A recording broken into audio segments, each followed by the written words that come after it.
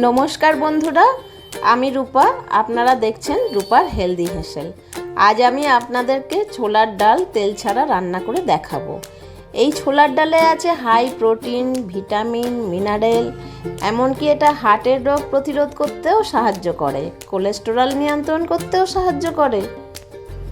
এই ডাল এমনকি স্ট্রেস রিলিফ করতেও সাহায্য করে। আজ আমি এটা তেল ছাড়া রান্না করে দেখাবো, সেহেতু আপনারা পাবেন এই রান্নার থেকে ডবল বেনিফিট। চলুন রান্নাটা শুরু করা যাক। আজকের অয়েল ফ্রি ছোলার ডাল রান্না করার জন্য আমি ছোলার ডালটাকে আগে থেকে সেদ্ধ করে রেখেছি, তাতে একটা কাঁচা লঙ্কা আর একটা টমেটো দিয়ে নিয়েছি। ছোট এলাচ যেটাকে থেতো করে রাখা আছে, দারচিনি, লবঙ্গ, একটা কাঁচা লঙ্কা চিড়ে রাখা আছে আর একটা তেজপাতা।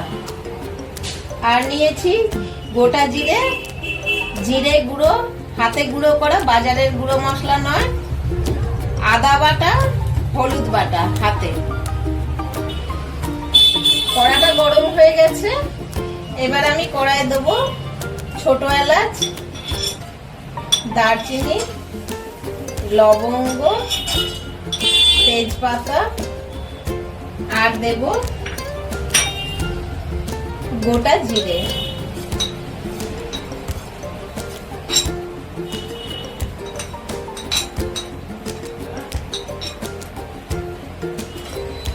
এটা আমি শুকনো কড়ায় ভালো করে নেড়ে নেব।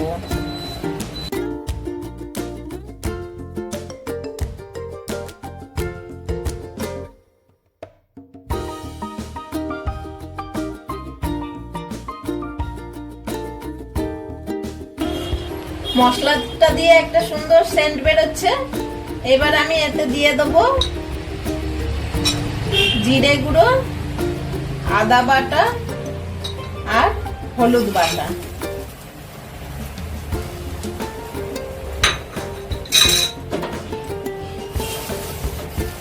দিয়ে নাড়তে থাকবো।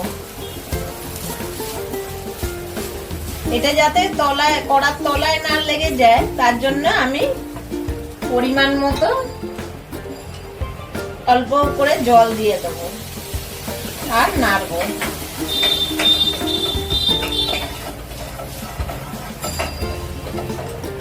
আরো একটু জল দিতে হবে।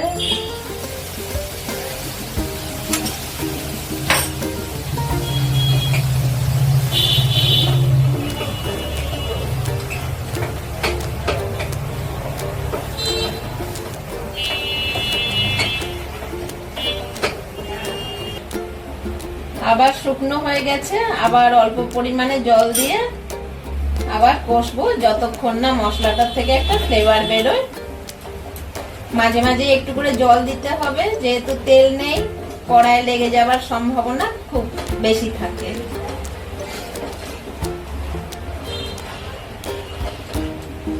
মশলাটা আমার হয়ে গেছে কষা, এবারে সেদ্ধ ডালটা এর মধ্যে দিয়ে দেবো।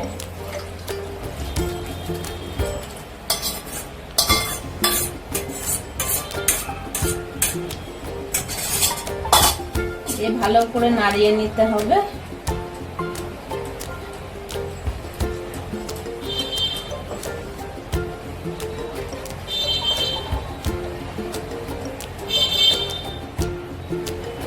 এর মধ্যে দিয়ে দিলাম চিড়ে রাখা কাঁচা লঙ্কাটা।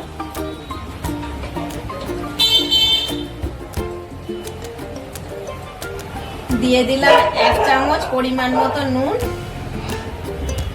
দিয়ে ভালো করে এটাকে নাড়িয়ে নিয়ে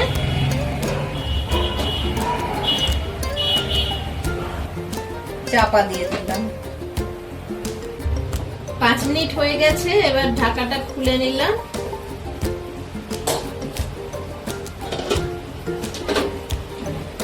ডালটা আমার হয়ে গেছে, এবার এতে দেবো, যেহেতু এটা ছোলার ডাল, 1 চামচ চিনি দিয়ে দিলাম ছোট চামচের।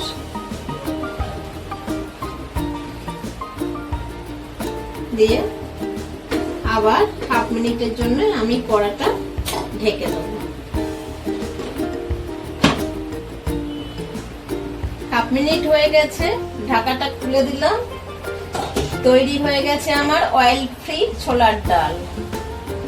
আমরা যদি রোজকার তেল দিয়ে রান্না করা ছেড়ে সপ্তাহে অন্তত 2 দিন অয়েল ফ্রি রান্না সবাই খাই, তাহলে আমাদের পরিবারের স্বাস্থ্য খুব ভালো থাকবে। রেসিপিটা কেমন লাগলো আমাকে অবশ্যই কমেন্টে জানাবেন,